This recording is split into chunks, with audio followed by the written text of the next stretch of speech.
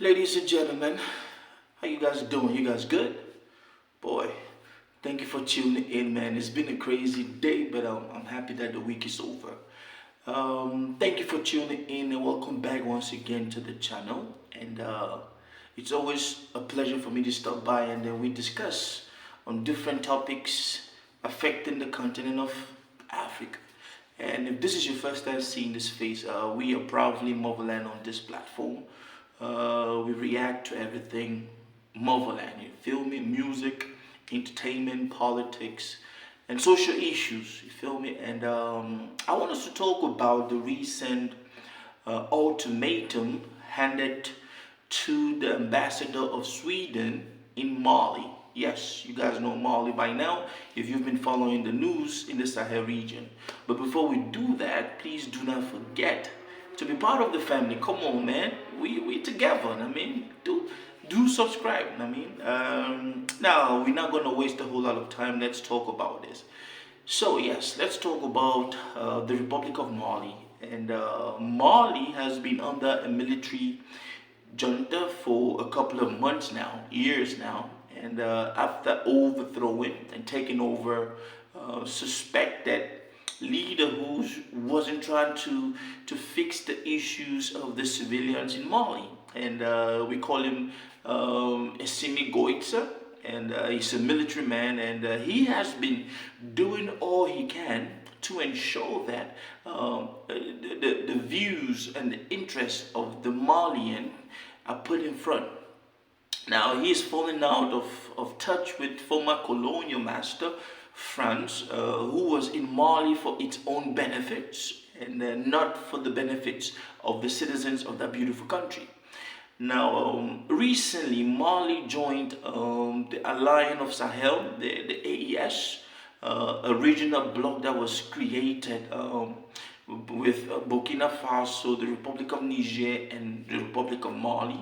And this bloc was actually, hey, we are going to be our brothers' keepers. I mean, you touch one of us, all of us get into the fight. If you wound one of us, you are wounding all of us. You feel me? And in recent news, man, the military regime in Mali gave the ambassador of Sweden 72 hours to leave its territory.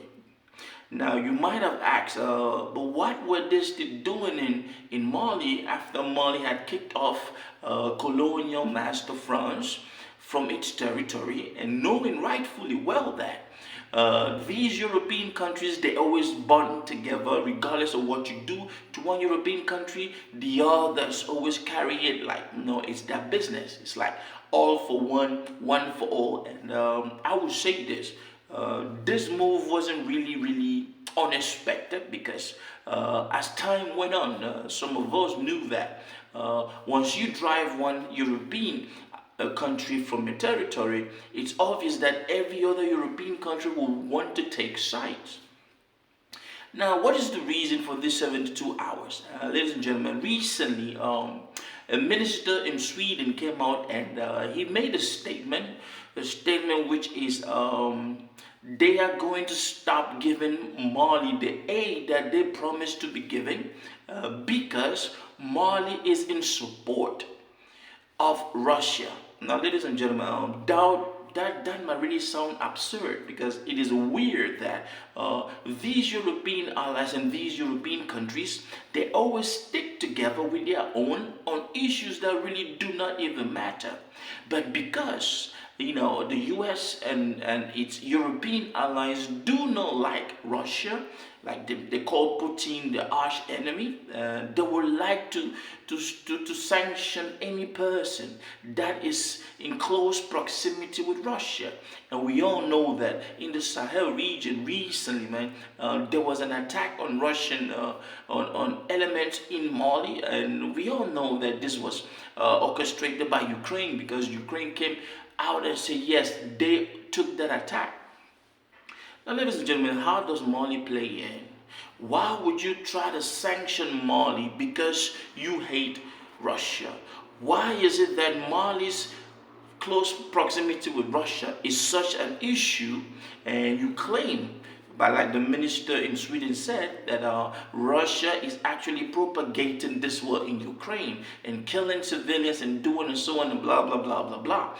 They always say that. They always try to look for reasons to not do certain things which they, And my question is this: if they are so concerned about Russia, what is Mali giving to Russia that is helping Russia to actually sustain this war? Absolutely nothing. Russia is in turn investing in some of these African countries because Russia knows exactly how the dysfunctional system of the international, scene is. So Russia is instead given to Mali. Now, for this Swedish minister to come out and say that, because Mali is still in touch with Russia, or Mali is in close proximity with Russia, they are going to stop funding the government like they had promised. Now, ladies and gentlemen, let's all be frank, right? When all of these European countries come out and try to take side and talk about Russia this, Russia that, or Russia is killing civilians here and there, let's not forget that these same European countries are constantly funding, joining hands together and sending aid to Israel. Israel that is killing civilians ceaselessly in Gaza, but none of them is going to take a stand for that. But we are not trying to talk about the situation with Israel in Gaza. We are trying to talk about the situation in Mali. Now, after making that statement, the Swedish ambassador in Mali was summoned by the military regime, and she was given, it's actually a lady, she was given 72 hours to leave the territory. Yes, ladies and gentlemen, if you think that you can, sanction people willy-nilly just because they are friends with somebody you hate, and they are not even supplying any type of weapons to your enemy, and of course we are going to retaliate. You see the discriminatory nature of our international system. When it comes to somebody that they collectively do not like, they try to sanction any person around that person. In this case, it's Russia and it's Vladimir Putin. But when it comes to somebody that they all like and embrace, like the Israeli, government, the IDF, no, they fund these people to kill. They've killed over 40,000 civilians in the Gaza Strip, and the war is still ongoing. None of them is taking stands to start sanctioning any person surrounding the IDF and the Israeli government. Now, I will say this, I want to earn this by saying this. It is fair that African leaders need to start standing up. You need to start holding your cojones, because if these folks don't think that they can control us by taking decisions based on their collective hatred for another person, which you technically do not even sustain in some type of military way, then we should be able to tell them, okay, since as you've said this about us, please pack your things and leave, because here we are in command. So I want you to leave a comment and let me know exactly what you think about this whole sanctioning from the Swedish minister's statement, and then the whole 72-hour ultimatum for the Swedish ambassador to leave Mali. What is your take? Are you in support, and what do you think is going on? Do leave a comment. That's my time. Bless.